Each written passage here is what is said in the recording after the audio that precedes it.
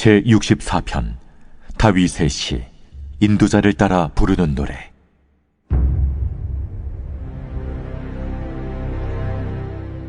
하나님이여, 내가 근심하는 소리를 들으시고 원수의 두려움에서 나의 생명을 보존하소서. 주는 악을 꾀하는 자들의 음모에서 나를 숨겨주시고 악을 행하는 자들의 소동에서 나를 감추어 주소서.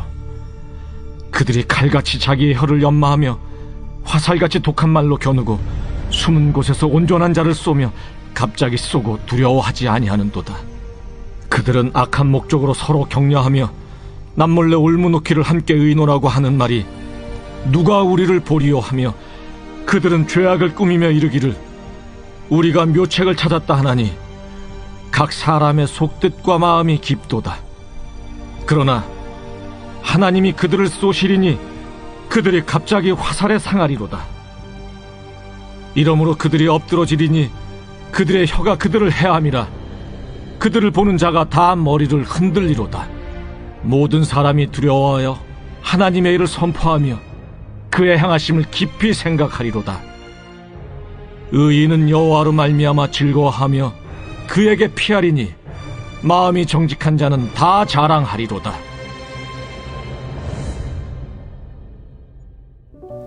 오늘 시편 64편의 말씀을 통해서 두려움에 대하여 함께 말씀 나누겠습니다. 오늘 본문의 핵심 키워드는 바로 두려움입니다.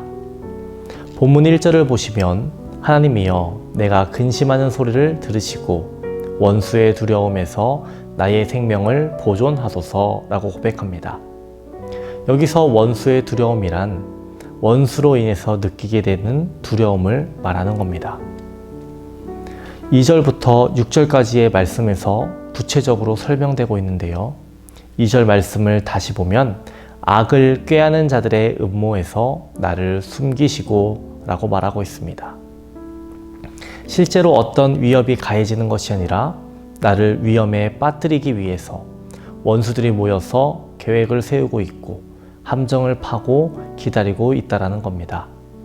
원수들이 지금 자신을 실제로 해한 것이 아니라 계획하고 있다는 사실 때문에 두려움을 느끼고 있다는 겁니다.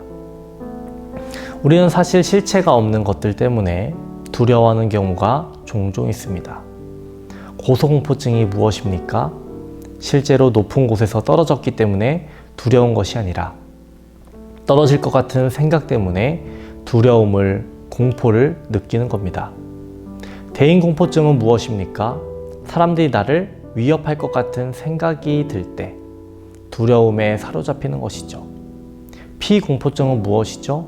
피를 본 것 그 자체로 공포를 느끼는 겁니다. 그런데 이런 두려움이 마음이 약하거나 정신적으로 연약하기 때문에 찾아온다고 생각해서는 안 됩니다. 우리가 잘 알지만 다윗은 수많은 전쟁 속에서 승리를 거둔 백전용사입니다.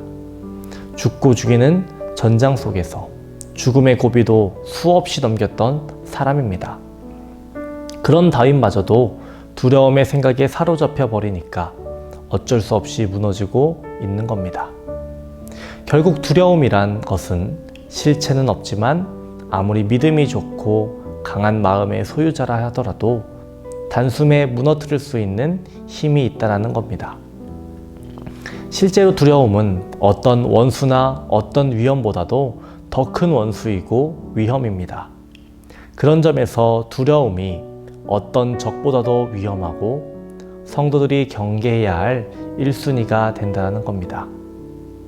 예수님은 우리에게 평안을 너희에게 끼치노니 곧 나의 평안을 너희에게 주노라 라고 말씀하시면서 내가 너희에게 주는 것은 세상이 주는 것 같지 아니하니라.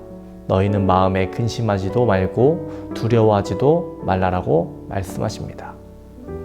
우리가 비록 하나님을 온전히 신뢰하고 있을지라도 잠깐 눈을 돌리면 두려움이 우리를 삼켜버립니다. 그렇기에 우리는 날마다 깨어 있어야 합니다.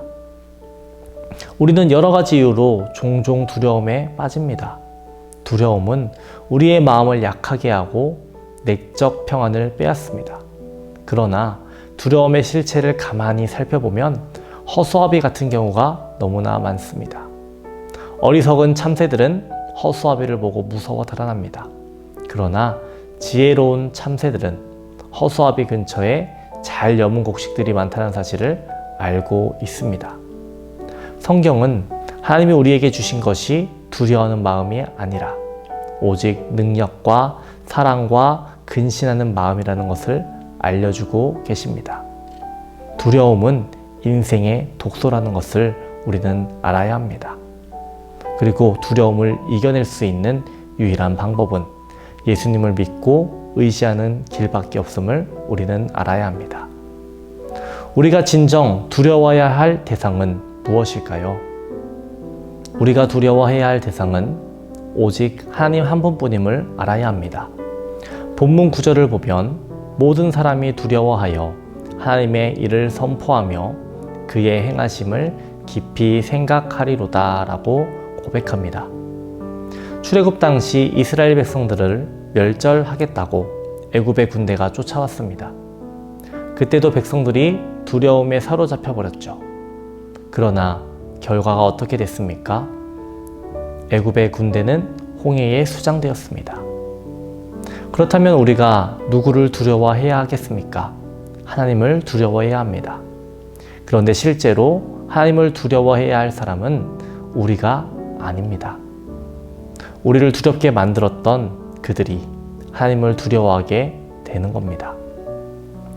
두려움의 대상이었던 문제들이 오히려 하나님을 두려워하게 된다는 겁니다. 그리고 도리어 그들을 통해서 하나님을 전파하게 된다는 겁니다. 이스라엘이 출애굽한 사건, 홍해를 건넌 사건, 광야에서의 모든 일들을 누가 알고 있었습니까? 여리고 성에 있던 기생이었던 라합이 알고 있었습니다. 이것은 무엇을 뜻하는 걸까요? 하나님에 대한 소문이 널리 퍼졌다라는 겁니다. 그 일로 인하여서 하나님이 선포되어진 겁니다. 두려움이라는 것도 결국에는 우리의 두려움을 변화시켜서 우리의 간증이 되게 하시고 모든 이들로 하나님을 경외하게 하시는 하나님의 놀라운 섭리라는 것을 우리는 믿어야 하겠습니다. 오늘 하루를 살아가실 때 하나님의 신실하심을 믿으시고 두려움을 이기시는 여러분 되기를 주님의 이름으로 축원합니다. 기도하겠습니다.